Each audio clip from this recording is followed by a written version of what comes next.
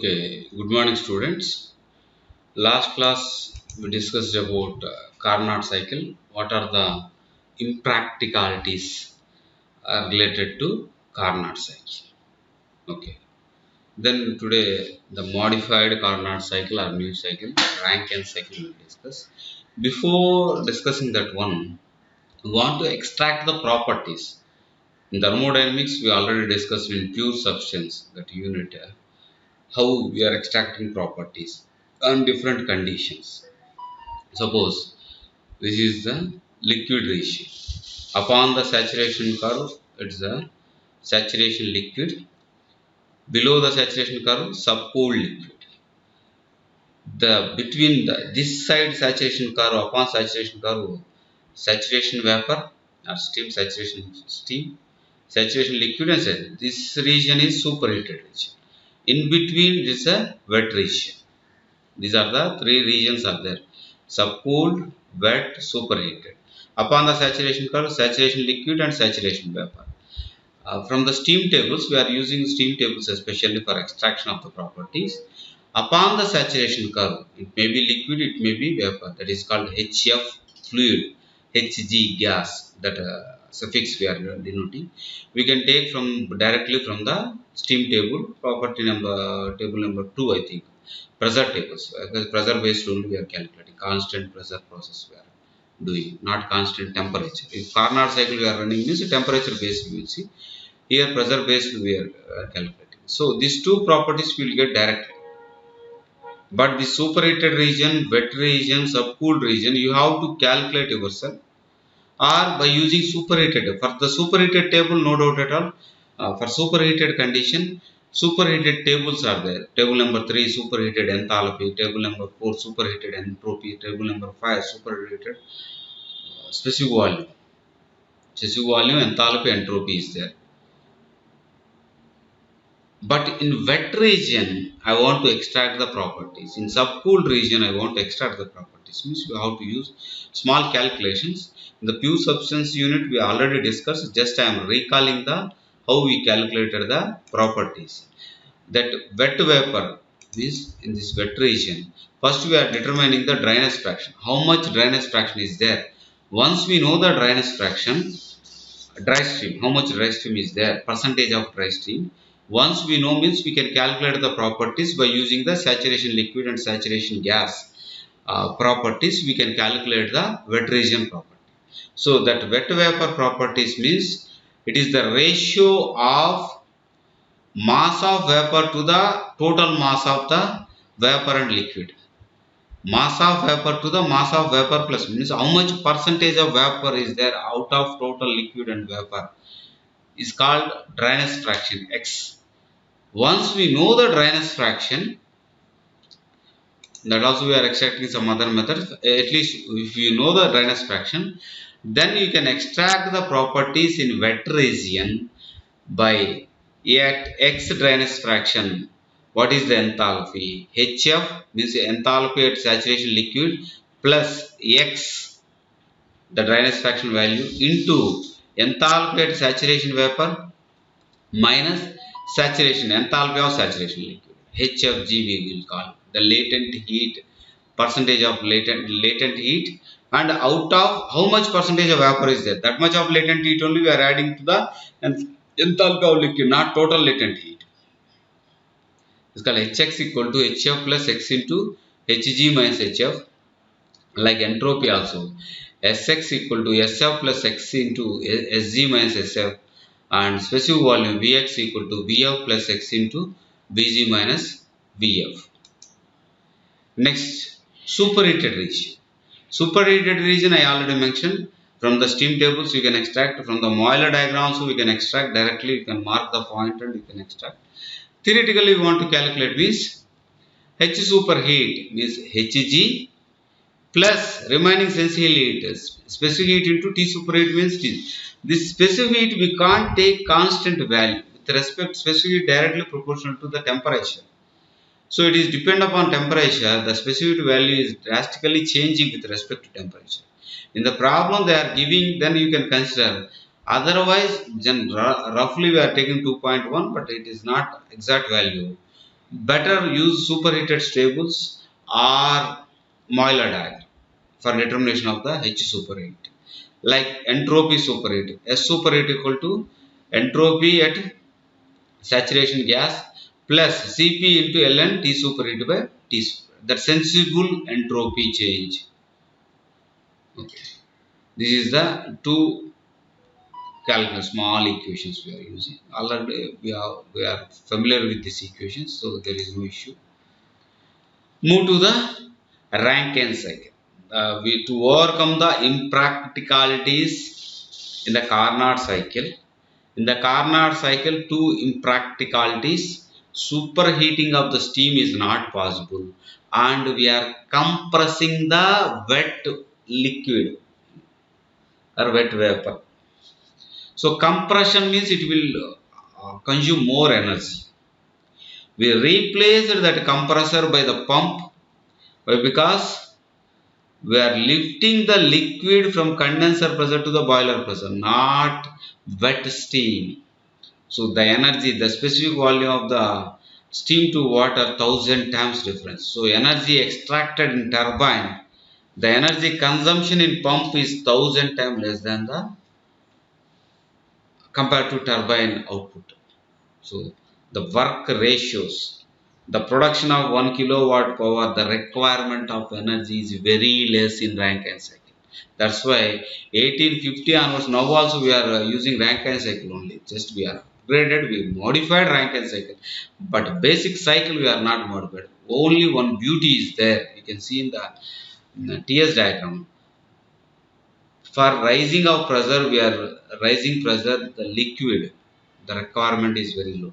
We are expanding steam, the work production is work ratio is very low. Okay. The work input divided by work output, we are taking 0.001 like that. That is the main beauty of Rankine cycle. And second, in boiler, isothermal heat addition we are not doing. We are doing constant pressure heat addition instead of isothermal. Constant pressure heat addition we are doing. So we are moving constant pressure means we can move superheated range. Once you are moving superheated range, the expansion of the steam in turbine in more than saturation or saturation level only. So single phase expansion is possible in turbine. In condenser also heat rejection we are doing constant pressure process. Okay.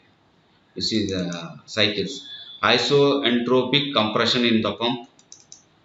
In the pump 1 to 2 isoentropic compression. TS diagram on vertical line showing isoentropic compression in pump.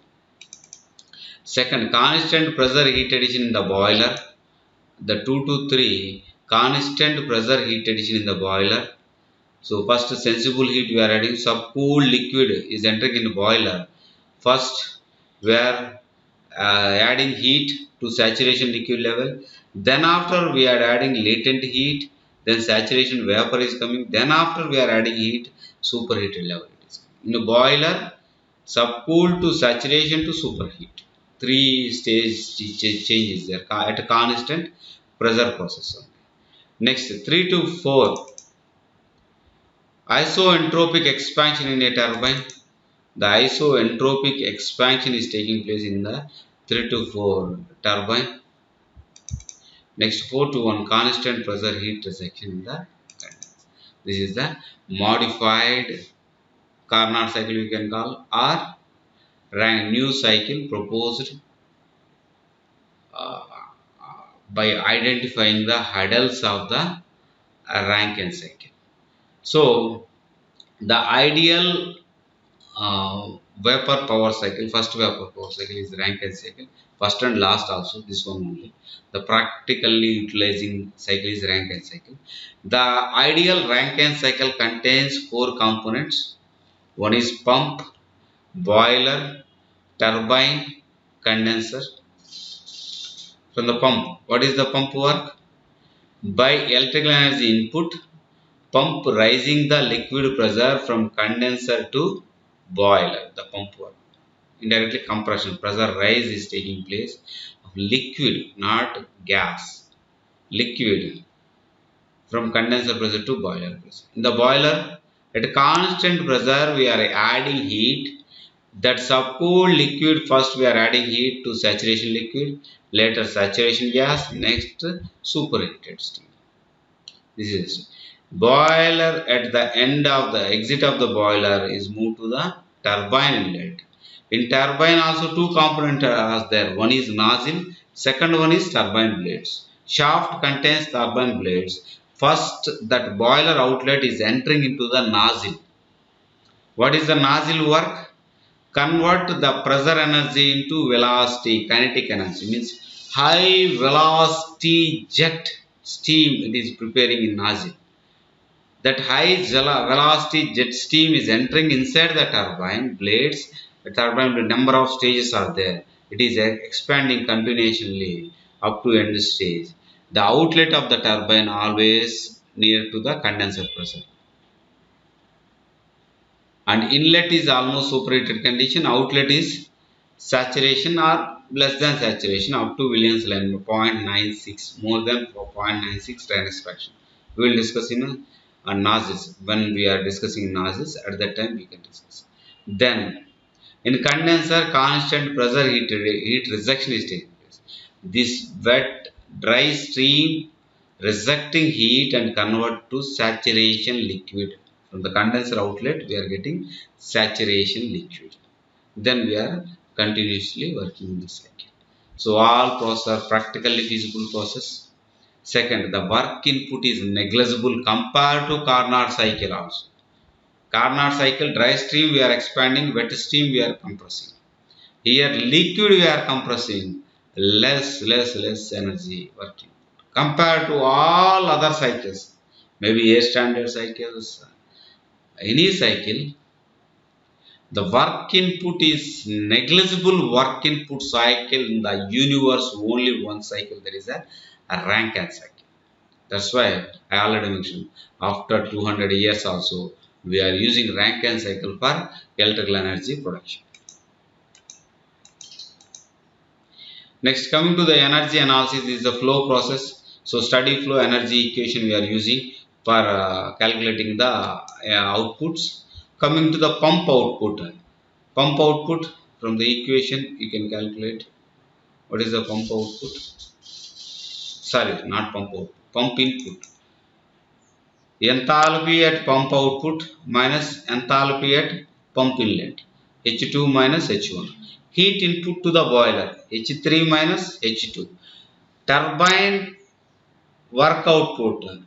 H3 minus H4. Next, condenser heat loss H4 minus H1. Simple enthalpy. There is no special derivations and equations. Simple. Pump H2 minus H1. Boiler H3 minus H2. And turbine work output H3 minus H4. And condenser heat output, heat rejection H4 minus H1. Thermal efficiency anywhere, not only Rankine cycle, any cycle thermal efficiency means net work output by heat supply. Thermal efficiency of any cycle, net work output by heating, or 1 minus condenser heat rejection by boiler heating. The net work output equal to turbine output minus pump input. Whatever the energy we are supplying for pump, we have to subtract. Then only we will get the net output. Turbine outlet minus pump input or boiler inlet minus condenser outlet. Anything based on the given data we are calculating. Then you can calculate the net work output and calculate the thermal efficiency of simple Rankine cycle. Next, in the general practical case, they are asking steam rate and heat rate. Steam rate means how much of mass flow rate of steam is required to for the production of 1 kilowatt shaft power mechanical energy. 1 kilowatt shaft power, how much mass flow rate of the steam is required. But mass flow rate of the steam means 1 by W turbine outlet minus pump inlet, we can W net we can write. But generally the mass flow rate must be not kg per second, kg per hour. So the steam rate units are kg per kilowatt hour. So you want to convert in mass flow rate in instead of kg per second to kg per hour, multiply with 3600. So the steam rate means how much mass flow rate of the steam in the units kg per hour for the production of 1 kilowatt shaft output. 3600 by W net kg per kilowatt. One more is there, heat rate. How much heat we want to supply? How much heat we want to supply for production of network? So heat supply, production of network output. Indirectly, it is a W net by heat supply is a efficiency 1 by efficiency. Heat supply by W 1 by efficiency. But this heat rate also not kilojoules per second. It want to be in kilojoules per hour. Then multiplied by 3600. So 3600 by efficiency. Heat rate kg kilojoules per kilowatt hour. These two generally in industry nomenclature. What is the steam rate? What is the heat rate? So heat rate how we are calculating 3600 by thermal efficiency of the cycle. Units are kilojoules per kilowatt hour. Steam rate 3600 divided by net work output kg per kilowatt hour. So with this we completed simple nomenclature and simple Rankine cycle. How we are calculating the thermal efficiency? It's a steady flow energy equation only because volumes are fixed. Mass is entering and mass is leaving. With mass some energy is entering, with mass some energy is leaving. So steady flow energy applied first law of thermodynamics only. Steady flow energy equation and we energy balance equations we develop and we determine the thermal efficiency of simple Rankine cycle. So now we will solve one problem. Then we will get the clear idea about the performance of simple Rankine cycle. Same data, whatever the data we used for Carnot cycle, same data we can use for Rankine cycle. Then what is the thermal efficiency we can calculate. Consider a steam power plant operating on the simple ideal Rankine cycle. Steam enters the turbine at 3 megapascal and 350 degrees centigrade. Megapascal I mentioned into 10 we will get in the bars, means 30 bar and 350 degrees centigrade, and it is condensed in the condenser at a pressure of 75 kilopascals. Convert into bar, divided by 100, 0.75 bar. Determine the thermal efficiency of the cycle. Simple. So boiler pressure and entrance temperature of the turbine is given and condenser pressure they given. Remaining you have to calculate.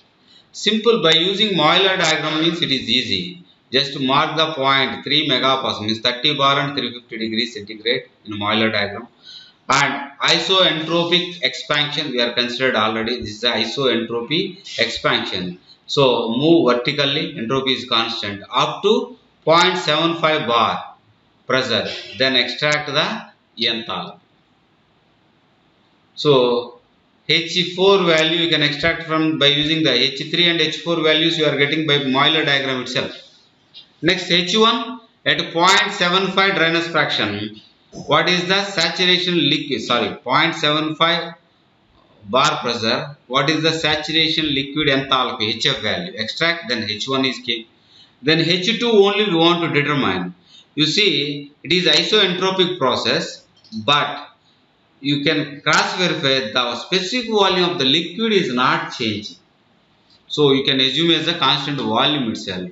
The specific volume is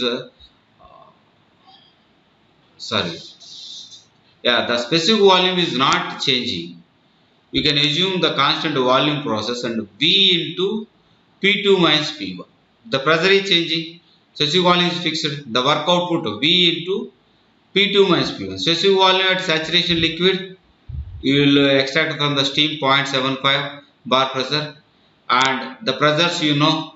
Then P2 pressure you know 30 bar minus 0.75 bar. Then you will get the work input to the turbine. Then you add that work input to the turbine to the enthalpy 1 H1. Then you will get the H2. Then you know H1, H2, H3, H4. Simple. Euler diagram you are opening means it is easy to calculate. Any method you can calculate. That is up to you.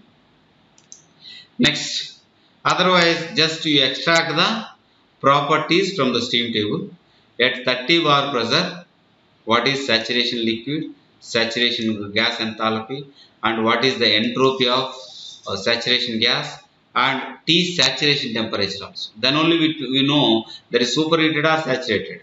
Saturation is 233.89 degrees centigrade. T superheat is 350 degrees centigrade. Then specificity of the steam, you assume, not exact value, you assume 2.1 kilojoules per kg Kelvin. Then at 0.75 bar next, enthalpy of the liquid 384.43 kilojoules per kg, and enthalpy of the gas 262.52 kilojoules per kg. SF value 1.22, SG value 7.475 kilojoules per kg Kelvin, and VF value 1.03 into 10 power minus 3 meter cube per kg, and T saturation is 92 degrees. These are the properties we are extracting from table number 2 of steam tables. Then you solve the problem. Enthalpy 1, saturation liquid only at 0.75 bar. Next, pump work, Bf into P2 minus P1. Practically we can't use this equation. If the specific volume is changing, then isentropic process equation only we want to use. P1 V1 n by n minus 1 into P2 V2 minus P1 V1 minus P2 V2, the flow process work input. But simple, the specific volume is not changing, the same value you will get. That's why simply we are using constant volume process equation for work output, Vf into P2 minus P1. Then you will get a work input to the turbine. You see compressor, the pump, only 3.3 kilojoules per kg. Then enthalpy of exit equal to enthalpy of inlet H1 at 0.75 bar saturation liquid plus pump work input. You will get the enthalpy of heat input to the boiler. Then H3, H superheat, Hg plus Cp into T superheat minus T saturated. Then you got some value. Then this is the boiler exit or turbine inlet. Then what is the boiler heat input? H3 minus H2. You will get the boiler heat. Next, H superheat you have to calculate. But because I want to calculate H4 value also. But first I want to calculate dryness fraction. After dryness fraction only I can calculate the H4 value. So S superheat equal to Hg, Sg plus Cp into Ln T superheat by T saturation. Then S3 equal to S superheat equal to the value 6.608 kilojoules per kg. Then S3 equal to S4. Why? Because isentropic process. Turbine inlet entropy equal to turbine outlet entropy. Then turbine outlet entropy compulsory, it is a wet vapor only. So Sx equal to S3 equal to S4 equal to Sf plus x into Sg minus Sf. Yet 0.75 bar Sf value, Sg value, and determine the x value. The x value we got 0.864. Using x value determine the H4. Two methods, by theoretical calculations, by using Euler diagram. Up to it. Then determine the turbine outlet. H3 minus H4 is the turbine outlet. Then efficiency of the Rankine cycle. Net work output by heat input. Net work output equal to turbine output minus pump input. You will get, so you can see turbine outlet is 693.86 kilojoules per kg, but pump input only 3.3 kilojoules per kg. Negligible. Practical calculation you can see. Then efficiency is 25.96. The simple Rankine cycle efficiency at 350 degrees centigrade entrance at 30 bar pressure of boiler will get 25.96. Simple. It is not actual. Simple reversible Rankine cycle. If I am running in between this pressure and temperature limits, we are getting efficiency is 25.96. Same limits, if I run Carnot cycle, the efficiency is 41.41. Okay, imaginary cycle efficiency always higher than the real cycle. Okay, next class we will discuss about real Rankine cycle. And means we are considering the losses also. Then what is the efficiency reduction will take place, we will calculate. Thank you.